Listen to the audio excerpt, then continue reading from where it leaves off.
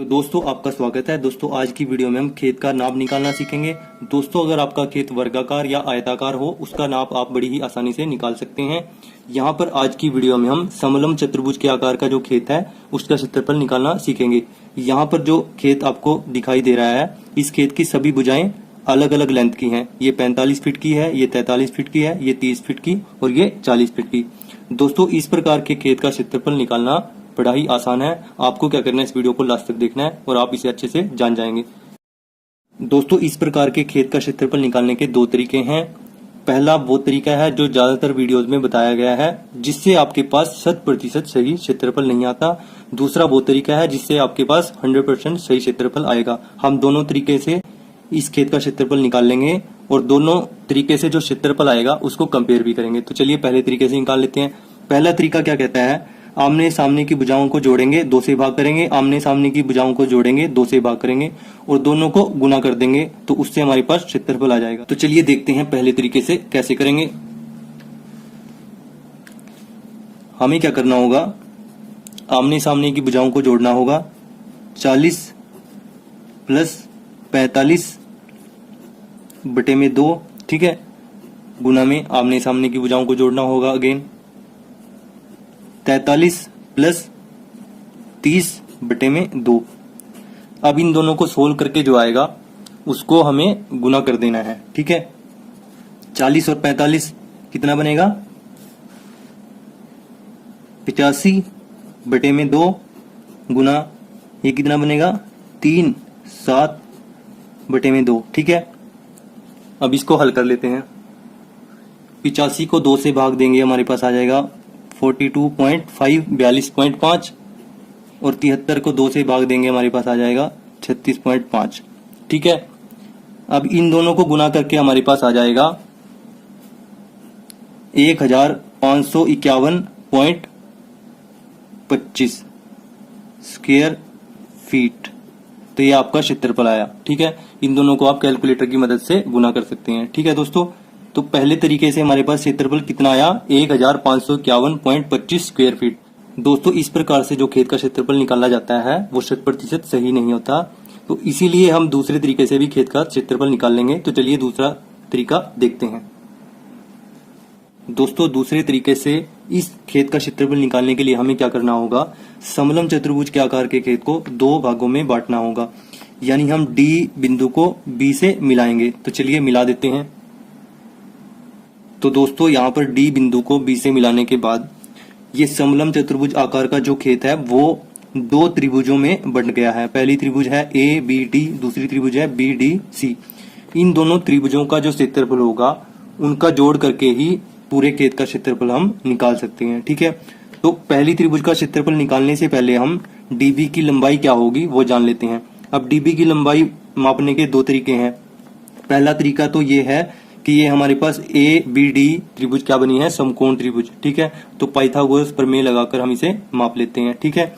तो चलिए पहली त्रिभुज लिख लेते हैं यहाँ पर, त्रिभुज ए बी डी में, ठीक है। ए बी डी त्रिभुज क्या है, समकोण त्रिभुज है। इसमें क्या है, पाइथागोरस का प्रमेय हम लगाएंगे यहाँ पर।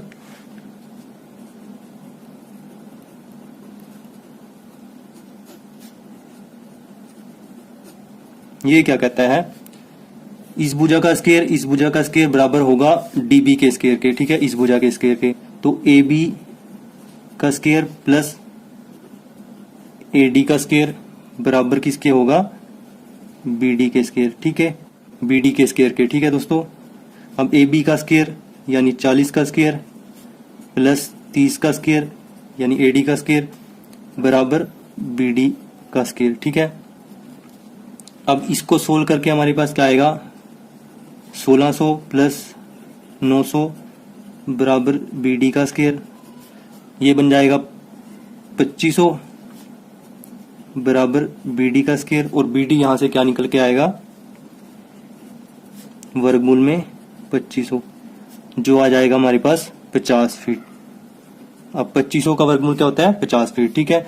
तो दोस्तों आप इस तरीके से भी इसको निकाल सकते हैं। अगर आपको इस तरीके का नहीं पता तो आप क्या करेंगे, डी बिंदु पे खड़े होकर फीते की मदद से इसको यहाँ तक बी तक चलकर माप सकते हैं। ठीक है दोस्तों, तो ये हमारे पास डीबी कितना निकल के आया, 50 फीट।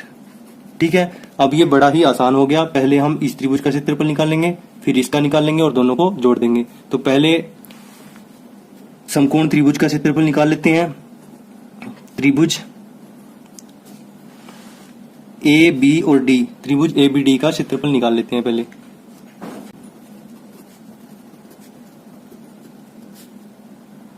तो त्रिभुज ए बी डी का क्षेत्रफल निकालने के लिए हम क्या करेंगे, सबसे पहले तीनों भुजाओं को जोड़ देंगे और 2 से भाग दे देंगे। ठीक है, तो जोड़ते हैं तीनों भुजाओं को,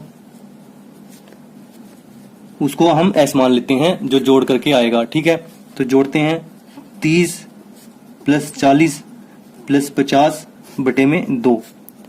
अब ये क्या बनेगा हमारे पास, ये बनेगा हमारे पास 120 बटे में 2 और ये काट के आ जाएगा आपके पास 60। ठीक है, अब त्रिभुज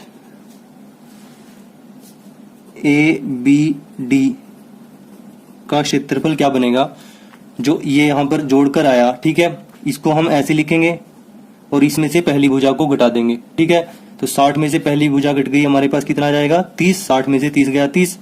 ठीक है, अब क्या करेंगे, 60 में से दूसरी भुजा को घटाएंगे। 60 में से 40 गया, हमारे पास कितना आ गया 20। अब लास्ट में क्या करेंगे, 60 में से अंतिम भुजा को घटाएंगे, ये कितनी है 50। 60 में से 50 गया, हमारे पास कितना आ गया 10। और इस सब का क्या कर देंगे, वर्गमूल कर देंगे। ठीक है दोस्तों, हम क्या करेंगे, सबसे पहले तो इस एस को लिखेंगे जो कि 60 है, फिर इसमें से पहली भुजा घटाएंगे, इसको लिख देंगे, दूसरी भुजा घटाएंगे, उसको लिख देंगे, फिर तीसरी साइड को घटाएंगे, उसको लिख देंगे। इन चारों की गुना करके वर्गमूल निकाल लेंगे तो हमारे पास पहली त्रिभुज का क्षेत्रफल आ जाएगा। ठीक है दोस्तों, अब इन सबको गुना करके हमारे पास क्या आएगा, 6 18, 18 दूनी 36, ये आ जाएगा हमारे पास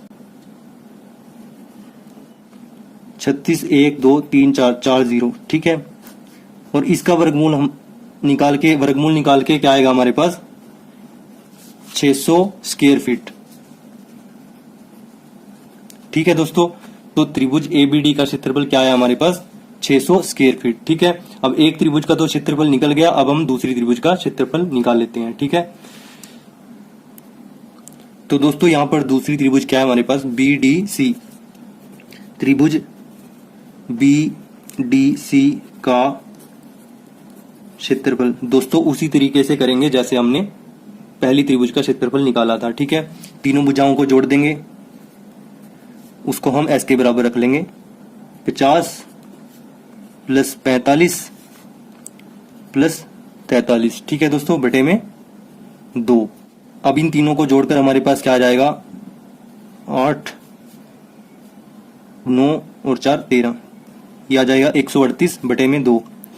इसको काट देंगे, 2 6 12, 2 9 में 18, तो ये आ जाएगा 69 69। ठीक है दोस्तों, अब सेम तरीका फॉलो करेंगे। त्रिभुज बी डी सी क्षेत्रफल क्या करेंगे, हम 69 को लिख देंगे, जो एस था उसको लिख दिया। 69 यानी 69 को लिखने के बाद क्या करेंगे, इसमें से पहली भुजा घटाएंगे, तो 69 में से 50 गया, हमारे पास कितना आ गया 19।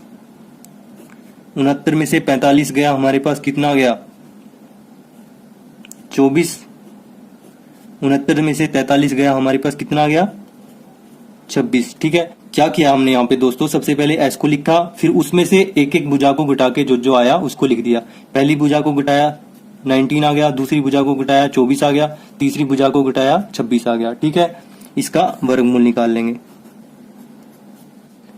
अब इन चारों को गुना करके हमारे पास क्या आएगा 8 1 8 0 6 4। ठीक है, आप कैलकुलेटर की मदद से ये गुना कर सकते हैं और वर्गमूल भी निकाल सकते हैं। इसका वर्गमूल निकाल के हमारे पास आएगा 904.4689। ठीक है, स्क्वायर फीट।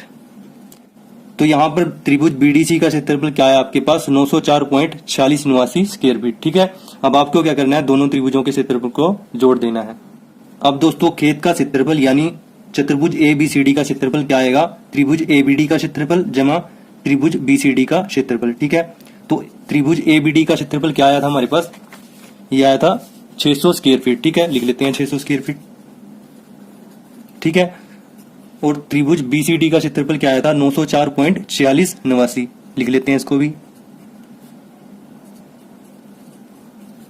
अब दोनों को जोड़ देंगे तो हमारे पास खेत का क्षेत्रफल आ जाएगा। जोड़ते हैं दोनों को। 4689 तो ऐसे रहेगा, 904 जमा में 600 कितना बनेगा 1504। ठीक है दोस्तों, तो हमारे पास क्या क्षेत्रफल आया 1504.4689 स्क्वायर फीट।